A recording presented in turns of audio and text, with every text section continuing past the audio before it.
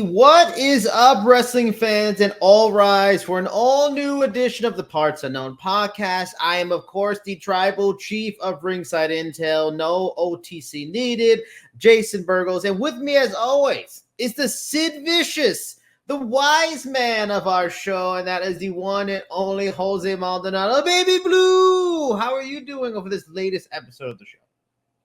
I love that, man. Addressing me as the master and ruler of the world. You know what I mean? RIP to the man, Sid. Was a huge fan. World. Okay, I'll take it. At this point, Florida could use the help too. So some new leadership. But I am doing good, man. Fine and dandy on this fine day to be recording with you and talking some wrestling, man. A lot of wrestling and grappling news to get into. I'm excited. And we could already tell like the difference in temperatures of where we're at. You're in Florida where it's nice and well, not nice if you like warm. I'm sure it's hot and stuff like that. I'm in Ohio now, and I love colder weather, and it is a chilly day. I've got my sweater on in early September but we getting away from weather and all this kind of stuff going on. We got a lot of stuff to talk about. Please, wherever you're listening, wherever you're watching, hit the share, subscribe button. If you're interested, please comment on what we're going to talk about later in the show. We got a lot of topics. We're going to talk about some AEW attendance numbers from All In last week. Karrion Kross had a really interesting idea about a new championship belt. We've got going to have some debate about how AEW has booked Swerve Strickland recently. It's been a little bit weird. Eric Bischoff had an interesting idea, adding to the debate about switching Tony Khan out of the creative role, leading the creative role in AEW, and that we want to talk about that. Also, we're going to talk about maybe Charlotte's upcoming return and some news about some WWE stars that have recently reportedly re-signed. But first, let's get into it. AEW All In happened a couple of weekends ago now from when we're recording this, I think. It seemed like the show was well received. A lot of good matches, some big happenings that happened. Of course, Bryan Danielson did not end his career there. He actually won the AEW World Championship. So the interesting thing that came out of this for me is because last year's event was a huge moment for AEW. Obviously, for different reasons, positives and negative. The positives was they were able to really fill Wembley Stadium near to a capacity. This is a huge stadium in London. Their numbers for the event were the announced attendance for AEW All In last year was 81,035. At 83,131 tickets were estimated to have been distributed. Now, distributed means like freebie, comp stuff. The actual turnstile number that the local officials set the number as was 72,000. Still a fantastic number. However, for this year's version of All In, huge difference. A near 30,000 fan drop from last year. The estimated tickets distributed was 53,903 for this year's event, while the actual turnstile count was 46,000. Now, granted, 46,000 is nothing to sneeze at. It's a big number. That's a number that a lot of wrestling companies would love, and that's still an achievement. That said, 30,000, almost half of the audience did not come around for an event. The next year was just as good a card. What are your thoughts on that kind of number? Is there reasons to see some positive in it, or is there reasons for more red flags to be swirling around AEW these days? I think it's very important to note what you said there, on a positive like that. 46,000 is a absolutely phenomenal number for any wrestling company in this climate. To be talking about 2024, in a lot of people's opinion, long past the golden era and even the attitude era, where they were drawing in massive numbers. For the AEW to be drawing in that kind of a crowd is fantastic. It's, one of the largest non-WWE gates ever. So that should be commended. To your point, the drop-off from last year is troubling and pretty much encapsulates the problem that AEW is having in a nutshell, where there's initial interest, there's intrigue. It's like, oh, let's try out this new brand and see what they're about. People give it a shot, and then all of a sudden they have trouble keeping that interest, and it's troubling, and it's going to be interesting to see in the years coming, because obviously they have the big shows planned in Australia and in Texas.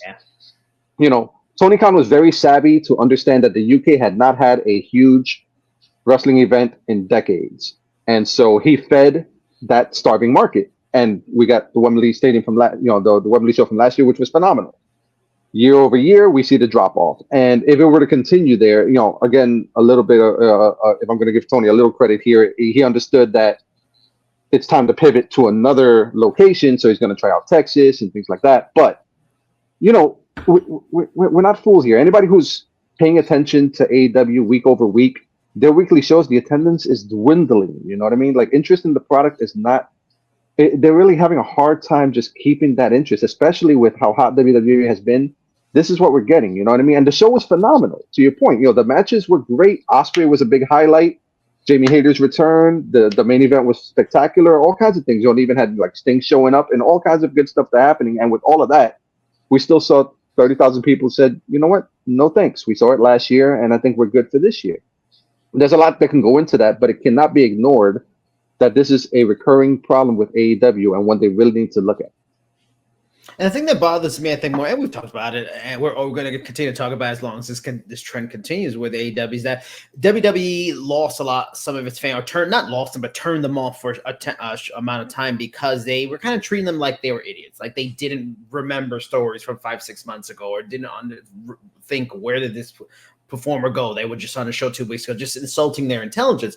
And AEW was the opposite of that. They weren't insulting intelligence. They were playing to maybe previous histories and outside, dirt sheet and internet rumors and stuff like that. But now that's kind of where they're going. They're kind of insulting the fans, these smart fans, the wrestling fans are as smart as ever, by kind of acting like it's all okay with down numbers. Again, like, that's a great number, but that's such a high. It's kind of like with movies. If your movie opens up to like 100 million the first week, that's great. But if it drops to like 12 million the second week, that's a bad thing. That means you have a certain amount of fans that were interested, and then after that there wasn't much staying power, and that's problematic when you think long term for sequels. So like the same thing with wrestling companies. So the fact that you have a clear trend before, there was some signs of a trend in last year, but then boom, All In was a big hit. Okay, we're good. It's fine. We can go there. Now there's that trend. The same trend we saw in Canada, we've seen in the US, where New York, where we see these markets that are hot for AEW, and then the second, third loop, they're kind of, man, I already saw it. I don't really like it as much as I used to. I'm over it. We now already see it in England. Yeah, they can go to Australia. They can go to France. They can copy everything WWE's doing, go to these markets that are underserved for big, North American-based wrestling. But that, unless there's a clear sign something's wrong with the product, if there's no staying power. And I think that's one of the weirdest things about this thing. And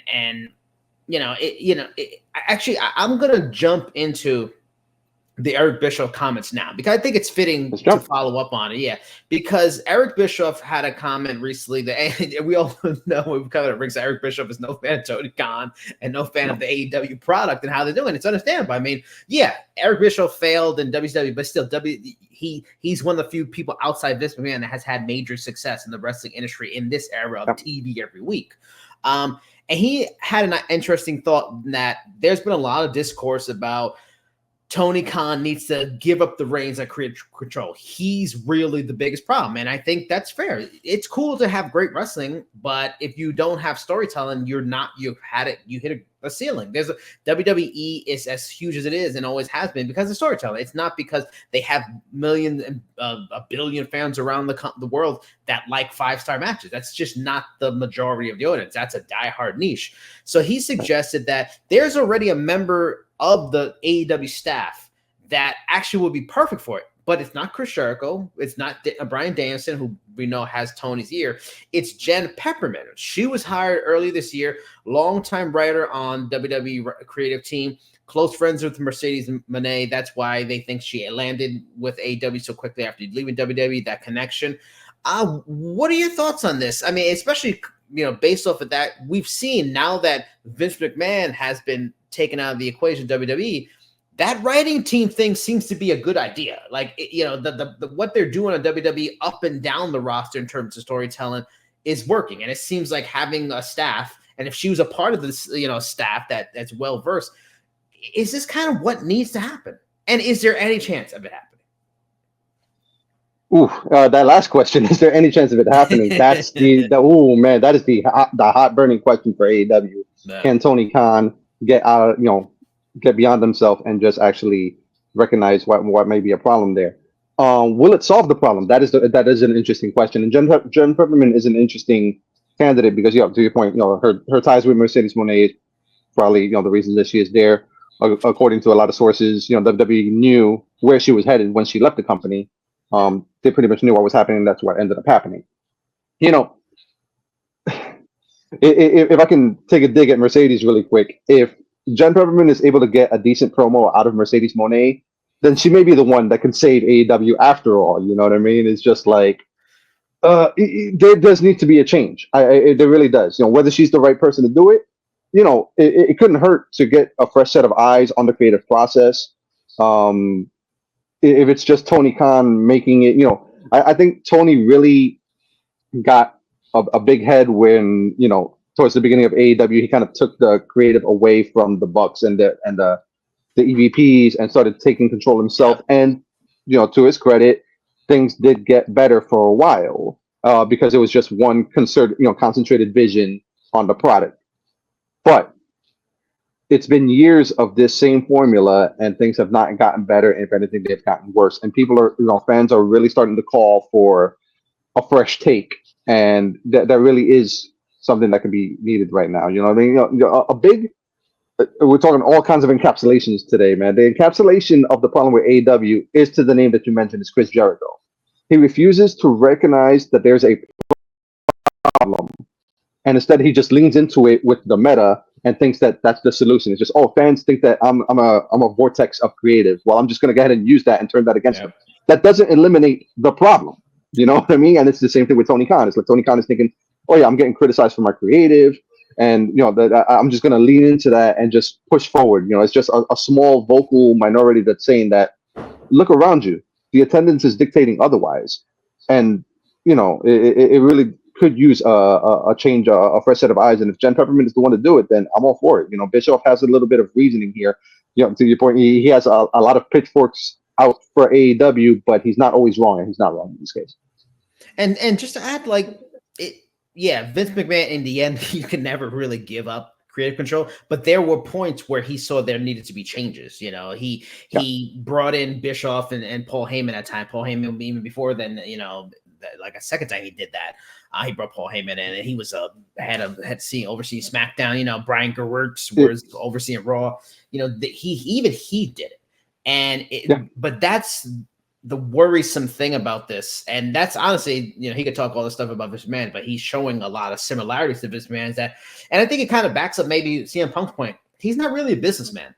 He's kind of like a fan that enjoys the work, and there's nothing wrong with that. You have the money, you enjoy your job, you can do whatever you want with your toy. But if you're a businessman, there's clearly these red flags, and a smart businessman makes a change. If his father, sees Urban Meyer is terrible as a coach of the Jaguars, you fire him even before they get to the end of the season. That's business. Yeah, Urban Meyer's famous in Florida, but you just don't keep running it out there if the results are horrible. And that's kind of the biggest thing. He's putting on shows that he likes, that entertains him. Everything is the best show he's ever done because it's him that's putting it on. And despite a crowd being a third of the size full and losing 30,000 fans for the previous year for an event in just 1 year, it's a worrisome thing. And I think it has to happen, but it's not going to happen. I think he's definitely just going to go down the ship. And which is sad too. And we've seen, there was, if you haven't seen there, people listen out there were reports about Swerve Strickland's contract and what Daniel Garcia is supposedly being offered, and some of WWE supposedly, again, rumor, saying that that's bad for business. And that's kind of what he's going to do. He might set the market to get wrestlers paid well, which is great. Mm-hmm. And if Okada's getting $8 million over 3 years, fantastic, good for him. And the wrestlers deserve more, but he's setting a market, but he's also doing poor business decisions that's probably going to run him into the ground. And in the end, he's overpaying and then making smart, poor decisions that this isn't going to last. As helpful as it has been to the business, it's just not going to last. And if at any point Warner's ever decides, really don't need them, which could always happen, they're screwed. Yeah, if I could just add really quick, you're right on point with that. And it's been a lot of talk with that in professional sports and football. The same thought applies here, is that some people would rather fail their way than succeed someone else's. And that seems to be the case with Tony Khan. He just cannot let go of the reins. It was the problem with Vince, and it's a recurrent problem with Tony Khan. Now, of course, wherever you're listening, watching, please Let us know, like, share, subscribe to our channel, comment on what you think is ailing AEW. Maybe you think it's fine and it's not a problem. But moving on from there, it's interesting. It was a smaller story and it kind of probably got lost in the show, but I think it was very interesting. Karrion Kross, who honestly, I think he's actually, I never was a big fan, but I think he's been delivering some of his best work in a long, on the main roster, at least over the last few months. I think he's been really good. He had the idea of implementing pretty much what would be a new version of the Hardcore Championship. In his mind, it would be called the Extreme Wrestling Championship, no holds barred, kind of just like an ECW match used to be, just no rules and stuff like that. I personally think it's a great idea. This is the perfect time to do it. Now that we're going to the Netflix era, maybe that's where it should be. We're seeing a little bit more blood. We're seeing a little bit more harsh language. They're not going to go back to Attitude Era, and nor do they need to, but they can lean a little bit towards that, and that's where they're going. I think that's why a hardcore type championship would be great. And is a far better idea than the 24/7 title. As fun as some of the 24/7 title stuff was, it got kind of redundant all the time. I got tired of seeing just random people running into matches. So I also want to talk about who do we feel would be a perfect set of 8 for a possible Extreme Wrestling Championship title. Obviously, Karrion Kross is going to be in, and I'm going to throw some names. I think Jacob Fatu would be a perfect example. The way his style is right now, the kind of wild, manic mayhem master that he is, I think that would make sense for him. He's another one. Baron Corbin. I think Baron Corbin, this is really his last shot. I actually like the team with him and Apollo Crews, but they can't make it work. I think he'd be a good fit there. I could see him totally work that kind of style, be good. He's underrated as a wrestler. Here's another one. Dominic Mysterio. What better way than this guy people hate to have this extreme title? Judgment Day continues to help him win. It's a singles title for him that he deserves because he's been fantastic, but you don't give him the IC title. You're using that on Braun Breaker, but maybe you give him this title. Grayson Waller, another kind of unexpected one. He'd be really interesting. Great talker, very talented, but maybe can use more of a prominent role. Kevin Owens, you can't go wrong. Kevin Owens, assuming he doesn't leave. There's rumors that his contract's ending. Please don't leave, Kevin. Please do go to AEW. That would be another perfect fit if he's interested. If he wants to go in another direction, help spearhead this new championship, and maybe that's something fresh. Now, here's talking about Spear. How about Sean Spears, the chairman? I mean, the guy's the chair. He brings the chair to the ring. If you plan to bring him to the main roster, that's another option. And of course, any member of the Y6 makes sense. I would pick Dexter Lumis. What do you think? What do you think of those options in a potential tournament, or anybody else you feel that would be perfect for this possible Extreme Wrestling Championship? I dig it, man. I'm with you. To your point, it's crazy to think that what was once a kind of a passe kind of mentality. It shows that wrestling is a full circle. Enough time has passed to where hardcore or extreme can kind of come back in this fashion. And there is a niche for it. There is a window of opportunity for that to come back and make some waves. It's been long enough to where people miss it, and it could be interesting. Not the 24/7 thing like you said. Just kind of extreme matches, no holds barred matches, some weapons involved, kind of like what Raven used to bring his shopping cart to the ring, that kind of stuff. Yep. You know what I mean? And it really could be great. And I love that Karrion Kross is starting to get rejuvenated. I was a fan of his in NXT, but myself, like a lot of people, understood that that's an act that's catered to NXT. On the main roster, it may have needed some retooling. There's a lot of that with NXT, and that's a discussion for another day. That there's some acts that are catered to the smaller market, but not so much for the larger. But I'm so glad that he's getting the chance to reinvent himself, and he really is leaning into this character, and it's been great to see. He'd be a great candidate for this. I love some of the candidates you ran off. I think Baron Corbin would be so much fun. He's the kind of person that would fit into this kind of mold. Kevin Owens is maybe the best brawler in the game today. He'd be great. And the Y6, absolutely. Factions are a big thing that could be addressed in this particular division. I think a group like Gallus that has been running around NXT, nobody really sees where they could fit in the main roster. They can fit with this. I think they'd be really great for something like this. Another name that I would love from this is Pete Dunne. I mean, Pete Dunne, low-key, has been like one of the MVPs of the last few weeks. He's been everywhere in NXT, on Raw, causing all kinds of ruckus. And, he's getting some shots at some big titles, which I would not sacrifice that to bring him here. But, with somebody like Pete Dunne, as good as he is, size may always be like a bit of a problem. And if that ends up being the case, this would be a nice way to showcase it because he's that scrappy kind of brawler that can really make some great matches with some creative weapons and things like that. So I think names like that would be a great fit for this division. And as you mentioned, with them moving to Netflix, it's the perfect opportunity to kind of market it as a new edge to the product. Now that they don't have to cater to cable networks or censors or anything like that, they can kind of write their own ticket. And this would be a great way to showcase that without going overboard as they did in the past. And I think what made wrestling great, and part of what made WCW rocket to the top, along with great storylines, but they had a diverse style of wrestling. They had the big boys that can do it. They had these mid-level guys that put a good match, and then they had the cruiserweights. Same thing with Impact, with TNA, like when they had the X Division, like having the different colors of the tapestry of wrestling. And this was be a new color. We have great wrestling. We have now the tag team division come up. We have the best women's division in professional wrestling history on either brand.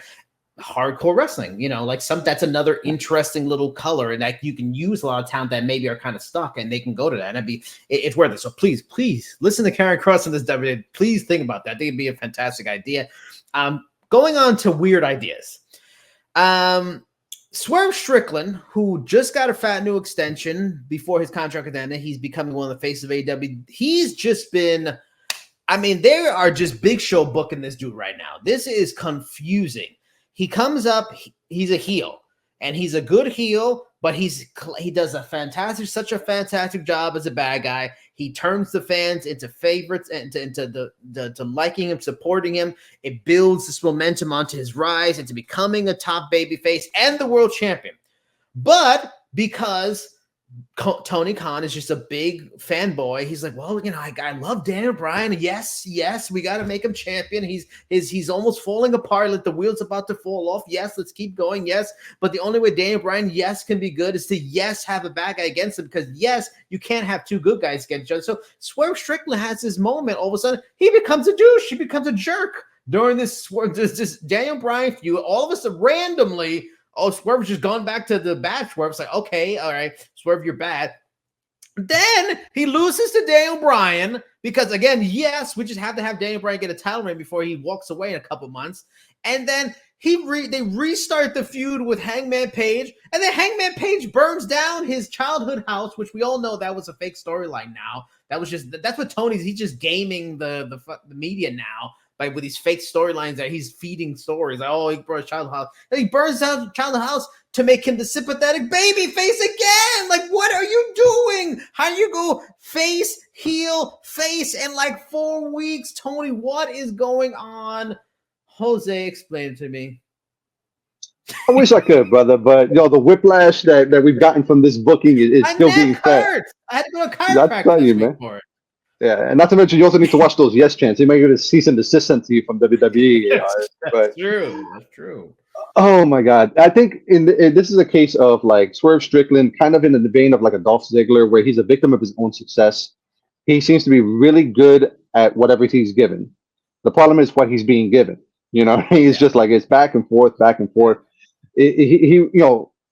Thankfully he was given a run at the top, which is how a lot of people in his skill set were not given that chance. But to go back and forth with the heel thing and the face thing, it really just it's a microcosm of the larger problem, where it's like there seems to be no focus now. It's like, all right, this is what we need to get to. Oh, but what about this? And then that kind of gets shoehorned in, and at the sacrifice of everything involved. You know what I mean? Like Swerve Strickland, his title reign got cut short to accommodate Bryan Danielson. You understand the reasoning why Tony Khan might have done something like that, but long term, this may come back to haunt them, because a lot of people were on board with Swerve and his characterization and the entire package. So to take him from the face during the Hangman feud to the heel versus Danielson to the face again with Hangman, it's just there's no continuity there, and it's really hard to take him seriously if that's the way to keep going back and forth. Now, if it was a case of them wanting to finish the Hangman story, they should have just finished the Hangman story.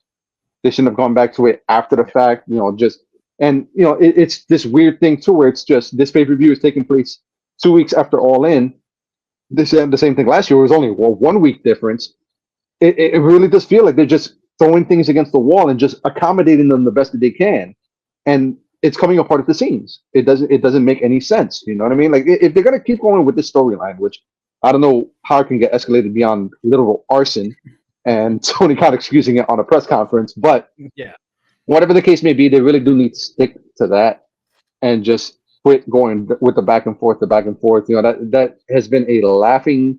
It made a laughing stock of Big Show for years. It undercut Ziggler for years, and it could end up doing the same for Swerve. It's just. Part of me also wonders if, again, it's like that lack of an adult in the room, because it could totally be Tony saying this, but also it could easily be Swerve saying, "Oh man, I think I'd be better. It'd be better if I was the bad guy. I could play this bad guy and make Dan Bryan, the sympathetic hero, the underdog, just like classic Dan Bryan. And that would be so cool and that'd be fun. I'd rather do that." And okay, on the surface, it makes sense, and that's where the adult in the room says, "Swerve, we just built you up to be our top hero. Like, we're not going to just randomly make you good. We have Hangman already back. We're already planning that next after this. Like, it just doesn't make any sense. I like we could revisit it later, but this doesn't make sense. This doesn't make business sense. So we're not going to do that. But no, let's just do whatever's funny and cool and makes me happy that's the part of that's the issue. And it's like this, like, I'm guessing they knew this Hangman story was coming. Like I think a perfect example, and WWE has done it so many times, but like Rock and Stone Cold head into WrestleMania where they're both heel. I mean, baby faces. Like, that's a perfect example. Like, it can be done. It's been done many times. You can, and that was the perfect example where it's like they didn't like each other. There was respect, so they can do some meanish kind of things, but they were still good guys, still had fans, and weren't going over the board just being a jerk, and they could still be that animosity between two top stars. It's not rocket science. The stuff is there. Tony just copies a bunch of W stuff anyway. It's already there, Tony, but and it's just confusing. By the way, again, one last time, please like, share, subscribe, comment. What do you think of the booking of Swerve Strickland? What do you think about a possible Extreme Wrestling Championship belt? Moving, I'm going to get to three last topics. One is I don't know. I'm not a fan of this. Charlotte is coming back soon, without doubt. She had major reconstructive surgery on her knee. She tore ACL, MCL, meniscus. She had the McGahee injury.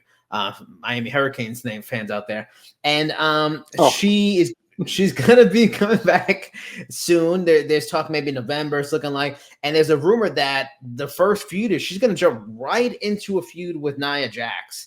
And then it might lead to a feud after that with Tiffany Stratton. I don't know if that means Nia's going to defend, and then she'll face Tiffany, or that means she's going to beat Nia, and then Tiffany's going to try to get titled that way. But it's like,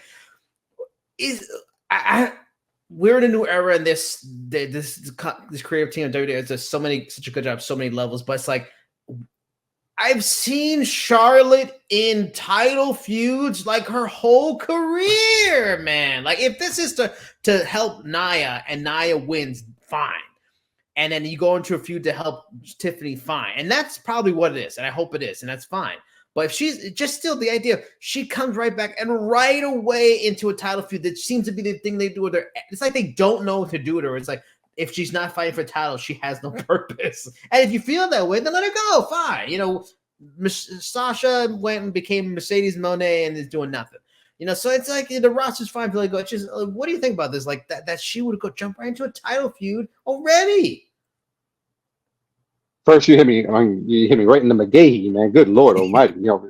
Go you. We're looking good this year, but I digress. Charlotte was a product of a necessity. WWE's women's division for the longest time was a laughingstock, the Divas division, everything like that. And she was part of the revolution that helped change all of that. The Four Horsewomen, Asuka, it's well documented. Now, there's not as much of a need for her. And I think that's what WWE is failing to recognize if they're going to put her in a title feud and make her the centerpiece of the division again. And if you need further proof of that, you can just look right to Tiffany Stratton, who is the next iteration of a Charlotte Flair. In the same style, the move set, the look, the attitude, everything like that. She's a part of the path that Charlotte helped to blaze. And all props to Charlotte. She was one of the best of her era. Still continue, if she can come back at a high level, absolutely. But you look at something like a Becky Lynch, to where, fine, she's just coming off another world title run, but again, that was a product of necessity. You know what I mean? Like the injury to Rhea kind of, helped mitigate all that, and just kind of, excuse me, and the recent one was with Liv, but regardless, like, Becky kind of understands that her time at the top is not necessarily needed now, and she's taking some much needed time off. And we'll see when she comes back. But I don't see Charlotte having that same vein. It's almost like Charlotte still wants to prove, just Yep. eternally needs to prove that she's the best of the best, and that's a great attitude to have. But it can be at the detriment to the product. If she comes back and it's to make Nia and it's to push Tiffany to that next level, absolutely all for it. But Charlotte doesn't need to be the centerpiece of anything anymore. And you know, WWE really painted that whole scenario of her, matching her dad's title reigns. If that's still the mentality, they're gonna find out that the fans aren't necessarily on board with that, and that could be a really disastrous outcome once it happens. And plus, I mean, we've seen babyface Charlotte. It's not as good. It naturally is a better schmucky heel. That's just so to come against Nia, which again, Nia is great at that too. Maybe that cancels out. Maybe people will root more easily for Charlotte in that way. But Nia's got a lot of support because she's been so good. She's come. Tiffany's got a lot of support. And it's like I think fans are just gonna in the end revert to just not like her. So it's again trying this and it. I think your point of Becky, like, she was a champion for like a year, and then she like a year where she just wasn't in the title picture at all, which that's what should happen. She had a long reign. She's been a top star. Go in there and do some other fun things that you like it or not. I enjoyed the stuff with Trish, but maybe some people didn't like it. And I understand that, but she did some stuff where she was mixing up with the up and comers or other people, and that it was very helpful. It helped Liv and stuff like that. Do the same thing, Charlotte. Like she doesn't need to be. Bianca Belair is just helping train Jade Cargill at this point live on TV. Yeah. Oh my God. 5 to 6 months. Like that's what she is. And what a team player, and she's all for it. She's having a good time. Charlotte, be a team player and just, if she's going to take some L's here, fine. But man, if she wins any of these matches, which she probably will, it's just like, I'm just tired of seeing it's become like, prime John Cena, where it's kind of the same thing regurgitated over and over. And it gets kind of tiring. And honestly, it gets exhausting. But, going on to more questionable WWE, at least from my perspective, is that there was a lot of hype when Jacob Fatu came into WWE. There's a lot of talk, a lot of how talented he is. Was in the independents and made a big splash right away. And he's very much what on an athletic match level, what has been advertised. The only thing, and this is not his fault, but this idea is honestly, he's being booked or his character is being developed like mini Umaga. I mean, this is Umaga again. Like he doesn't really talk. We got to move on for this. I'm kind of over it. Like this was like this stereotypical fire breathing dragon bad guy. Like we've seen this for like 30 years. Like I'm over it. It's kind of why authors of pain are just whacked. Like no disrespect to them, but they've been like we've seen it. Like that's not a character. Just some dude that needs to go relax and go have a Mai Tai and chill out and just squeeze a ball or something. I just that can solve a lot of problems. Yeah, he's just too talented. If you've seen interviews with Jacob Fatu, this guy is like Jimmy and Jay, and like he's a cool guy and likable. Like you have, like he's got. That's why they see so much upside because he's cool and he's super talented, and they're playing away from that. Maybe the long-term goal is to follow the Solo blueprint. That was kind of what Solo was for a while. He barely said anything, and now we've seen his character after a year. And okay, I get it, but damn, like this guy's so talented. Why are you just not playing to that? What are your thoughts on just him making him like this kind of creator player, typical fire breathing bad guy? Yeah, they have him on the back burner, and they really are booking him this way. It seems, it's at the expense of Jacob Fatu to not sacrifice Solo. Like honestly, if they were to book Jacob that way, there's really no need for Solo. You know what I mean? Like in ring wise, I'm sorry, Solo, but Jacob eclipses him in pretty much every way in terms of charisma and connection with the fans. Same. It's just like if Jacob Fatu had kind of been developed faster or whatever the case may be in terms of other issues, they may not have needed a Solo Sikoa. Jacob could have filled that role, and that would have been that. And it really does seem like they're trying to, get to it down the road and, that seems, that really does make a lot of sense. But yeah, no, like the whole the Umaga style, you know what I mean? Like Umaga did the best that he could with it, but he was passe even then. You know what I mean? Like it was a Yeah. throwback to the days of like Kamala and things like that. You know what I mean? It's Yes. like it doesn't really fit in the current landscape. You really want more fleshed out, well-rounded characters, and Jacob is absolutely capable of that. And I think that's where the frustration lies with a lot of fans too. Is to your point, people see him in interviews, people saw him in MLW, and they know what he's truly capable of. They know that this is just a portion of what he can bring to the table. People want to see that, and people are anxious to see that. So this might be a case of wait and see. I'm ready to throw the entire thing out with it because there's that hope of this is probably what they're leading towards. It's frustrating that we have to be on this road because they still have to tie things up with Roman. Solo is the leader of the group. That's how he's been presented for years. This is the logical progression of the story, but we know what's happening with Jacob, and we know he can bring a whole lot more to it. And hopefully down the road he gets to show it. Just right now, they're in a dangerous position to where if they keep this up for long, this might be all that the WWE fans see him as. Anybody that didn't see his previous work or don't know what he's capable of may just paint them as this. So when the time comes to present him as such, it may get rejected. It'll be interesting to see how that goes. But yeah, I totally understand the frustration with how he's being booked, especially given his repertoire. Yeah. All right. Final topic. And it's fairly new news, and there's been a lot of talk about some contracts that are coming up in AEW and WWE, people resigning and stuff like that. WWE trying to resign a lot of their people, taking the shackles off their purse a little bit. New reports are saying that Sheamus and Shayna Baszler have re-signed new contracts with the WWE to stay around. I tell you, I mean, Shayna, I get it. Fine. But again, I think the roster is so strong, and there's, several, like 3 or 4 women, honestly, 3 women already in NXT, Jada Parker, Roxanne Perez, and Lola Vice that could all come up and make an impact right away. So they don't necessarily need Shayna, but hey, if she's adaptable, willing to do things, and a veteran, nothing wrong with that. But I tell you, if you would ask me a year or two ago, especially 2 years ago, Sheamus, does he need to be in WWE? I would have said no. Just move on for Sheamus. It's kind of just seen it all, done it all. But I will tell you, in an era now that we're, allowing more wrestling matches, this guy does put on bangers.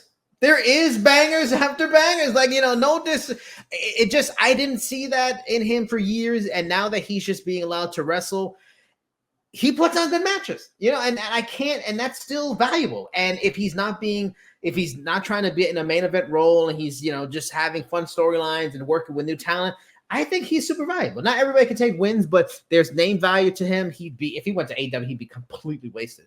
What are your thoughts on, like, smart move by WWE to re-sign both of them? Like, could they have moved on for both and would not have been a big deal? Like, put on your GM hat and not your fan hat. My GM hat says that they are great utility players at this point, and with history, take it or leave it. Yeah, it might be a little harsh, but it's kind of true. But am I upset about the re-signings? No. I'm a fan of Shayna. I think she's been underutilized for a while, but given the landscape of things and the upcoming talent, I understand. Sheamus, yeah, it's hard to deny. You know what I mean? Like Sheamus is kind of an anomaly in the business. He's one of those, those big men that actually can go, and that's not easy to come by. You can't always teach that. We've seen many try and fail in the past, and Sheamus does have a lot of equity with the fans, and the banger after banger thing. When you're able to deliver like he does, yeah, it's really hard to argue that. So I'm not mad at it. You know what I mean? Like it's.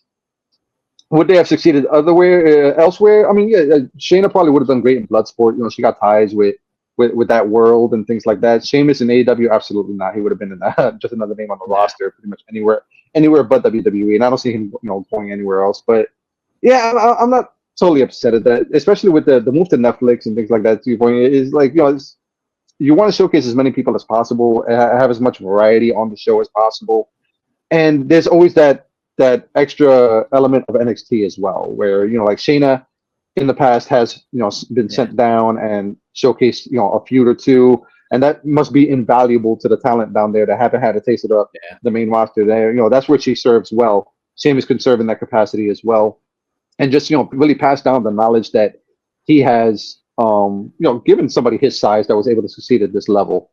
And that's something that Drew McIntyre will be in about 10 years as well. You know what I mean? Like they have ties, but it's funny because, McIntyre is still very much in his prime, and not to say Sheamus is past his prime, but he's almost a generation ahead of McIntyre.